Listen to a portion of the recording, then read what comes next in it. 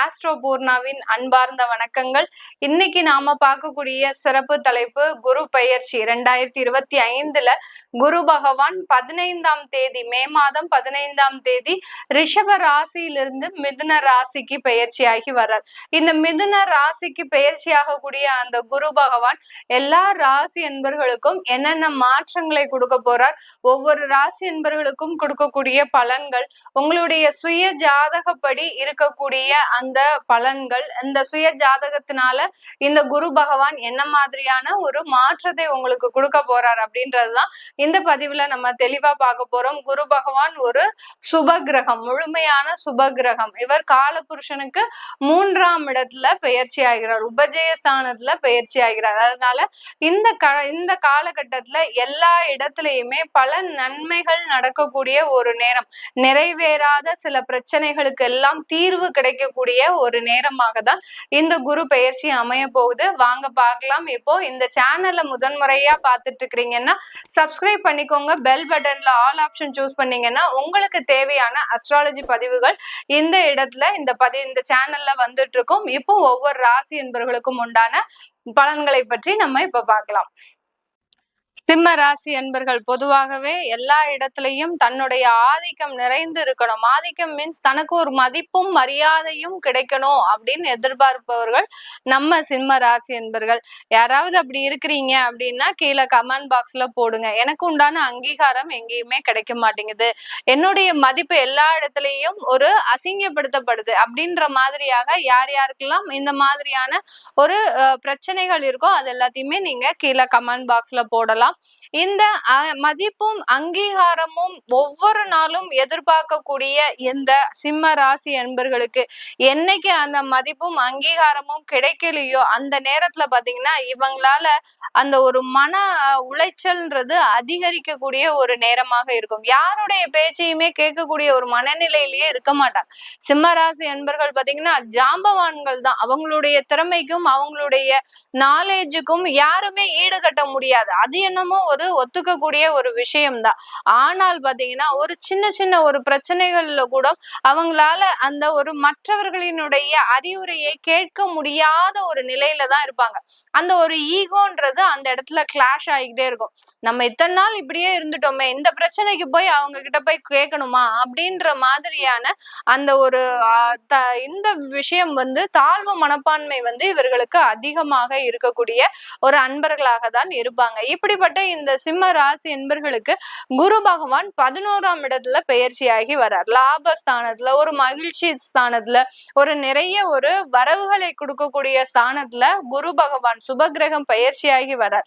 இந்த சுபகிரகம் வர்றதுனால இந்த சிம்ம ராசி என்பர்களுக்கு எல்லாவது நன்மைகள் நடக்குமா அப்படின்னு கேட்டீங்கன்னா கண்டிப்பா நன்மைகள் தான் நடக்கும். இந்த குரு பகவான்றவர் பாத்தீங்கன்னா சுபகிரகம், அதுவும் சிம்ம ராசி அன்பர்களுக்கு நிறைய ஒரு வாழ்க்கையில ஒரு நிறைய ஒரு மாற்றங்களையும் பண வரவுகளையும் கடன்களை அழிக்கக்கூடிய ஒரு குரு பகவானாக தான் இப்ப மாற போறார். உங்களுடைய கடன் என்னென்னலாம் இருக்கோ அந்த கடன்களை முற்றிலுமாக அந்த முடிக்கிறதுக்கு உண்டான ஒரு கால நேரமாக தான் இருக்க போகுது. இத்தனை வருஷமா தள்ளி போட்டு வந்துட்டீங்க சிம்மராசி என்பர்கள்.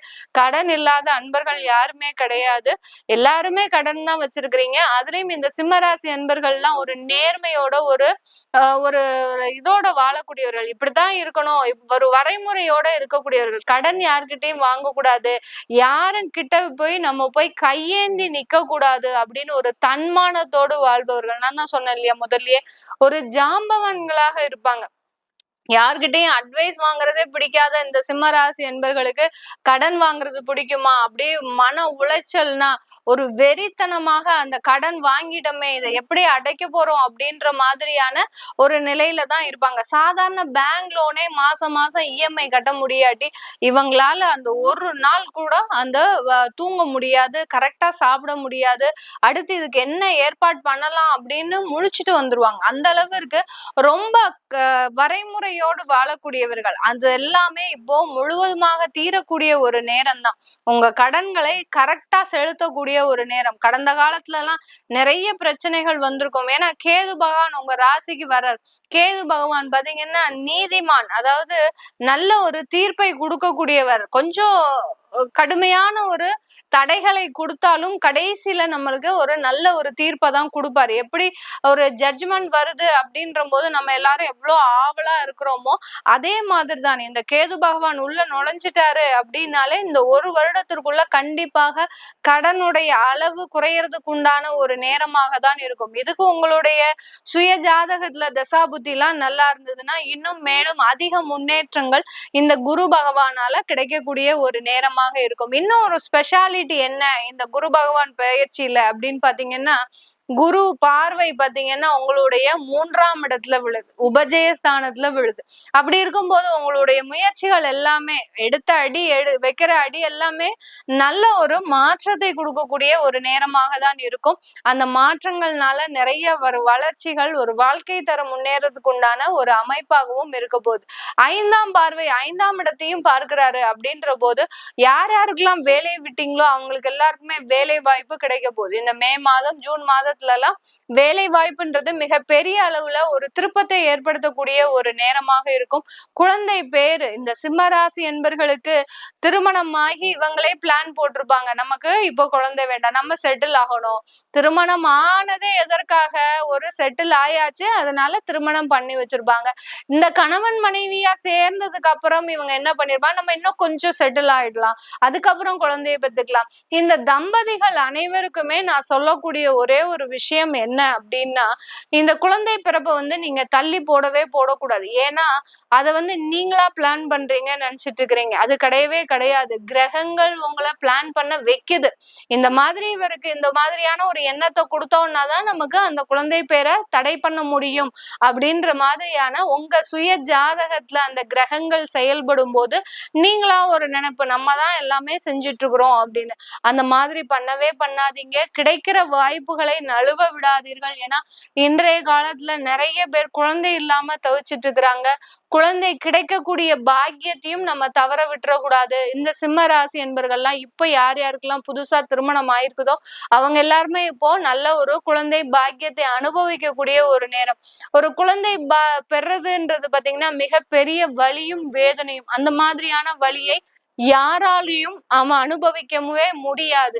அதெல்லாம் அஷ்டம சனி, 7.5 சனி, எல்லா சனிக்கும் ஈக்குவலான அந்த ஒரு வலி வேதனை. அதனால யார் யாரெல்லாம் அஷ்டம சனி இருக்கிறீங்களோ, பெண்களாகப்பட்டவர்கள் யார் யாரெல்லாம் அஷ்டம சனியில இருக்கிறீங்களோ, புதுசா திருமணமானவர்களாக இருக்கிறீங்க அப்படின்னா நீங்க தாராளமா குழந்தை பிறப்ப கையில எடுங்க. அதனுடைய வலியும் வேதனையும் இந்த அஷ்டம சனிக்கு ஈக்குவல் ஆயிடும். அதனால உங்களுக்கு எந்த விதமான ஒரு தொந்தரவும் வராது. அதனால குழந்தை பாக்கியம் இப்போ குரு பகவானால கொடுக்கக்கூடிய ஒரு பாக்கியமாக இருக்கு.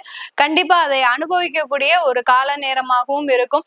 எங்களுக்கு 2வது குழந்தை வேணும் மேடம், நாங்க பெத்துக்கலாமா? முதல் குழந்தை பெண் குழந்தையா இருக்கு, 2வது ஒரு ஆண்மகன் பிறக்கணும்னு எதிர்பார்க்கிறோம், கண்டிப்பா நாங்க பெத்துக்கலாமா அப்படின்னா தாராளமாக. இந்த 2வது குழந்தை பிறக்கக்கூடிய அனைவருக்குமே ஆண் குழந்தைன்றது இந்த காலகட்டத்துல ஒரு உறுதியான ஒரு நிச்சயமான ஒரு அமைப்பாக இருக்கு. கண்டிப்பாக அதை நீங்க செஞ்சுக்கிட்டீங்கன்னா உங்களுக்கு ஒரு நல்ல ஒரு வளர்ச்சி. இந்த 2வது குழந்தை வர நேரம், குழந்தை பிறக்கக்கூடிய ஒரு நேரம், அந்த குடும்பத்துல இருந்த சண்டை சச்சரவுகள் எல்லாமே ஓயக்கூடிய ஒரு நேரமாக இருக்கும். அந்த குடும்பத்தினுடைய தந்தையின் வளர்ச்சி ஒரு அபரிமிதமான ஒரு வளர்ச்சியாக இருக்கக்கூடிய ஒரு நேரமாக இருக்கும். தொழில்ல ஒரு மிகப்பெரிய ஒரு உச்சத்தை அடையக்கூடிய ஒரு நேரமாகவும் தான் இந்த சிம்ம ராசி என்பர்களுக்கு இருக்க போகுது. இது எல்லாமே பாத்தீங்கன்னா இந்த சிம்ம ராசி என்பர்களுக்கு வெளிநாட்டுல இருக்கிறோம் அப்போ எங்களுக்கு எந்த மாதிரியாக ரியாக்ஷன் கொடுக்கும் அப்படின்னு கேட்டீங்கன்னா, வெளிநாட்டுல இருக்கிறவங்களுக்கு முதல்ல இந்த காலகட்டம் திருமண பாக்கியங்கள் கூடி வரக்கூடிய ஒரு நேரமாக இருக்கும். இந்த காலகட்டம் யார் யாருக்கெல்லாம் திருமணத்துல தடைகள் இருந்ததோ, சிம்ம ராசி என்பர்களுக்கு யார் யாருக்கெல்லாம் திருமணத்துல தடைகள், அவமானங்கள், அசிங்கங்கள் யோகங்கள். ஒரு வரன் பார்க்க இன்னொரு வரன் தட்டி போகும். ஒரு வரன் பார்க்கும்போது இன்னொரு வரன் உங்களுக்கு ஜாதகம் சரியில்லைன்னு தட்டி போகும். இந்த மாதிரி எல்லாம் அந்த நிச்சயம் வரைக்கும் வந்து அங்க நின்னக்கூடிய ஒரு மாற்றங்கள்லாம் இருந்திருக்கு. இந்த மாதிரி திருமண தடைகளை சந்தித்த இந்த சிம்ம ராசி என்பர்கள் வெளிநாட்டுல இருக்கிறோம்னு சொல்றோம், ஆனா பொண்ணு கொடுக்க மாட்டேங்கிறாங்க, எங்க குழந்தைய அங்க வரைக்கும் எதுக்கு அனுப்புறது, நாங்க இங்கேயேதான் உள்ளூர்லயே தான் பாக்குறோம், இப்படி எல்லாம் இந்த வரன் பார்க்கும் போது நிறைய ஒரு தொந்தரவுகள் வரக்கூடிய இந்த சிம்ம ராசி என்பர்களுக்கு இந்த காலகட்டம் தானாகவே வரன்கள் அமையக்கூடிய ஒரு நேரம். திருமண தடைகள் முழுவதுமாக நீங்கி மீண்டும் ஒரு நல்ல ஒரு வாய்ப்புகள் வரன்கள் அமையக்கூடிய ஒரு நேரமாக இருக்கும். 90ஸ்ல இருந்து 97 வரைக்கும் இருந்த அந்த நபர்களுக்கு, சிம்மராசி நபர்களுக்கு கண்டிப்பாக இந்த வருடம் திருமணம்ன்றது ஒரு நிச்சயிக்கப்பட்ட ஒன்றா இருக்கு. அதனால ரொம்ப துரிதமா செய்யுங்க. யார் யாருக்கெல்லாம் சுயஜாதகப்படி அமைப்புகளை பார்த்துக்கோங்க. துரிதமா செயல்பட்டீங்கன்னா உங்களுக்கு உண்டான ஒரு வாய்ப்புகள் கண்டிப்பா கிடைக்கக்கூடிய ஒரு நேரமாக இருக்கும். இது எல்லாமே நம்ம கோச்சார நிலவரப்படி பலன்களை கணிச்சு சொல்லியிருக்கிறோம். உங்களுடைய சுய ஜாதக ஜனனகால தசாபுத்தி பலன்களை தெரிஞ்சுக்கணும் விருப்பப்படுறவங்க கீழே இருக்கிற நம்பருக்கு வாட்ஸ்அப்ல அப்பாயின்மெண்ட் வாங்கிக்கிட்டு நீங்க என்கிட்ட கன்சல்ட் பண்ணிக்கலாம். இது போன்ற பதிவுகளை நீங்க இந்த சேனல்ல பாக்குறதுக்கு இந்த சப்ஸ்கிரைப் பண்ணிக்கோங்க. பெல் பட்டன்ல ஆல் ஆப்ஷன் சூஸ் பண்ணீங்கன்னா இந்த பதிவுகள் உங்களுக்கு தொடர்ந்து வந்துகிட்டே இருக்கும். உங்களிடமிருந்து விடைபெறுவது உங்கள் ஆஸ்ட்ரோ பூர்ணா. நன்றி, வணக்கம்.